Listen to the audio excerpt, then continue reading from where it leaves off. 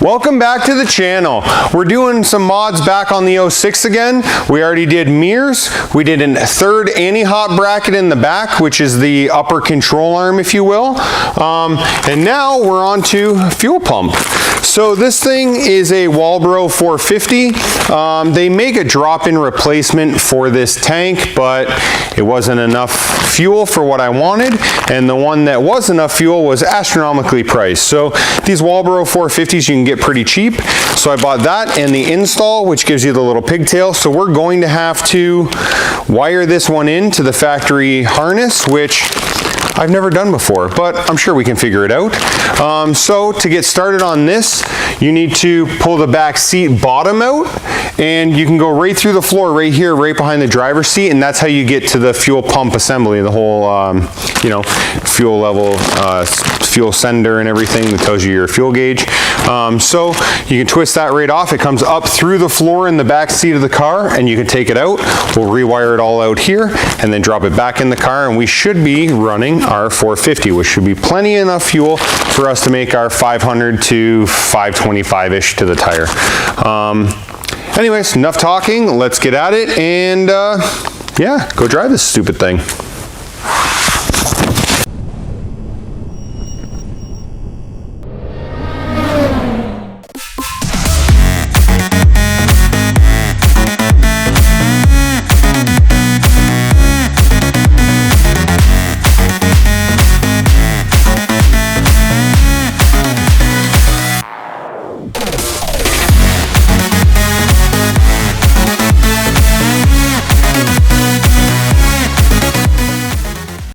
So inside the car, like I mentioned, we already had the back seat out.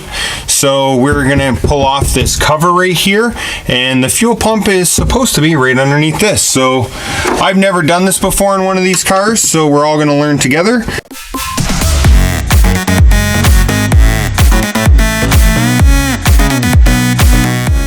I'm going to grab a little bit of brake cleaner, and I just want to spray the top of this with brake cleaner, and then we're going to blow the brake cleaner underneath the car. Obviously I don't want it all over the interior of the car, but we're going to throw a little brake cleaner to try and clean up the top of this thing, blow it off underneath the car, and then that will help me ensure that not a lot of dirt and contaminants fall down into that tank. Then we'll spin that clocking ring right here. You just grab it with a chisel and bang that clocking ring over, and we should be able to pull this thing up. So let's go ahead and do that.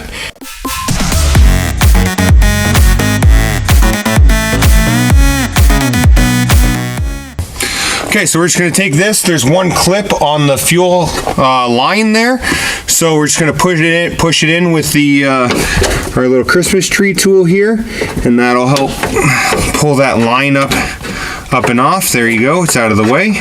So I'm going to try and tuck that underneath the car some, because we're going to need all the space this way. And then I brought this little chisel that I have here. It's got a nice flat point on it, so it doesn't try and cut those little tabs off, and a good surface to hit on. So we need to hit this ring this way.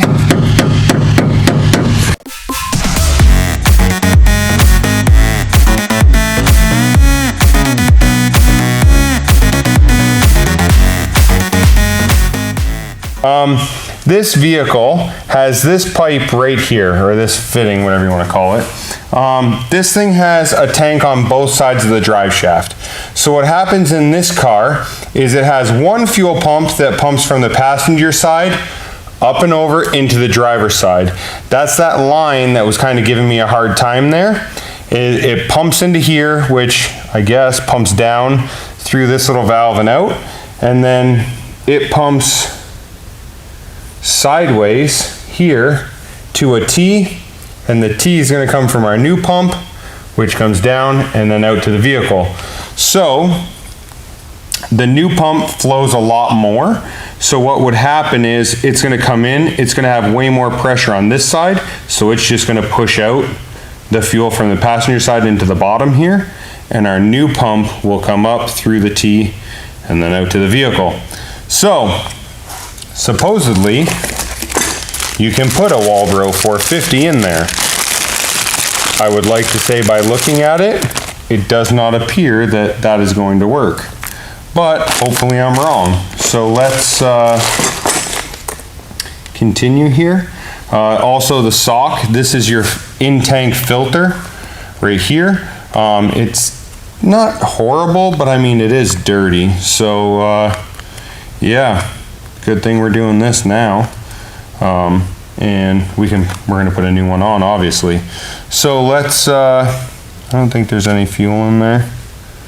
Maybe a little bit inside this bowl. So let's flip it. The main thing you want to watch here when you're playing with these is you don't bend this arm. This is your fuel gauge.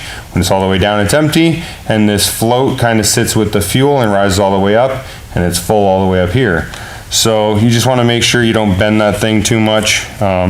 So just be cognizant of where it is when you are flipping this thing back and forth and to and from. So, oh, and the other thing too is you want to make sure you don't get too much dirt invested into this before it goes back down in the tank.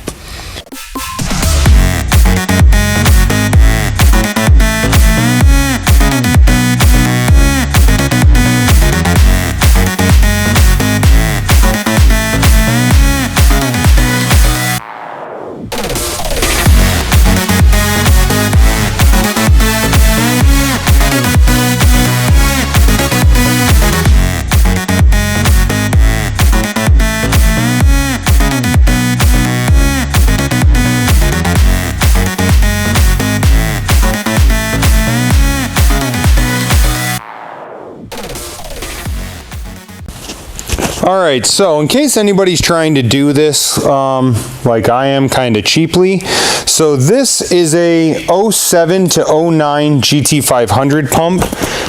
That would be on your left. So this right here is a 05 to 09 GT500 pump, and you can see that the sending unit right here, this is what tells you how full or empty your gas tank is, has this float and it comes straight off. Now I got this GT500 pump from a buddy of mine, and I was told that you can run a factory GT sending unit, which is right here.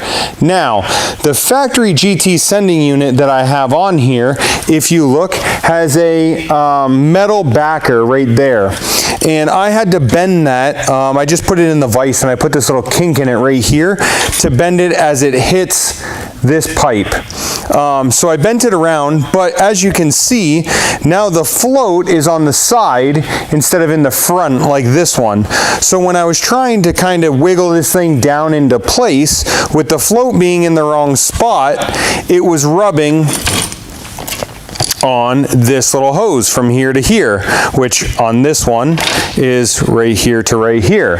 So with it rubbing on this hose, which was like this, it's this corrugated plastic hose, with it rubbing on there as I was trying to put it in, it made a little hole in one of these ribs.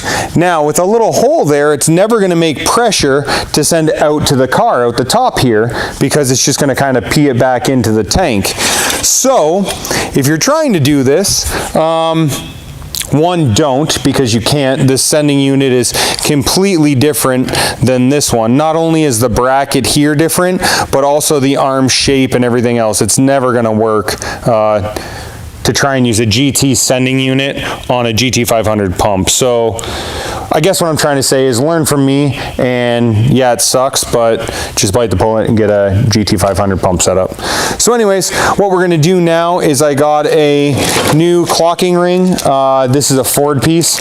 Got the new lock ring that will lock this pump down inside.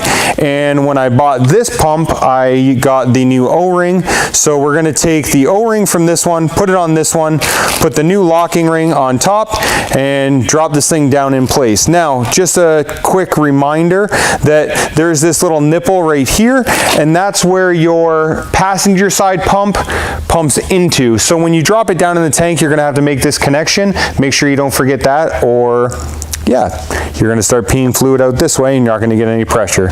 So anyways, let's get it installed and get this thing fired up.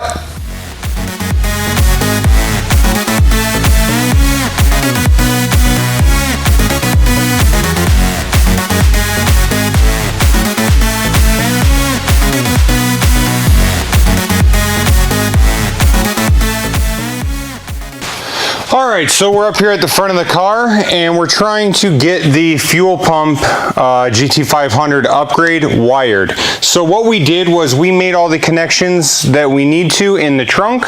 We already connected at the tank and now we need to connect it up front here at the fuse box. So we're on the passenger side of the vehicle and what we need to do is pull this inner wheel well out.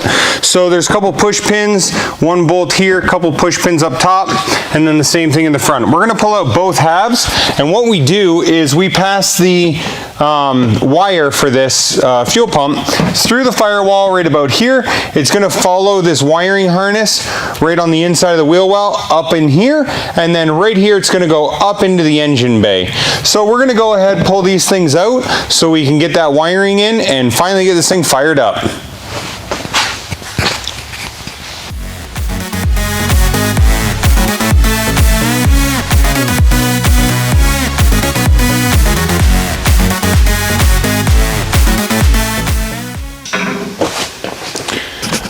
Alright, so now that those are out of the way, you can see here where the factory wiring harness comes through the cab. This orange wire is your antenna for the radio, and then you have this large harness. I stuck a piece of welding TIG wire right here on the end of the harness, as you can see, so I can just pull this really easily like that. And I'm going to assume that that is dead end. It's as far as we're going to get. So that's about all that we're going to need actually. So what I'm going to do is untape the TIG wire off of this. We can run it behind. We'll run some zip ties in it just to make sure it stays in place. And then we'll drop the car down and we'll make the connection at the fuse box.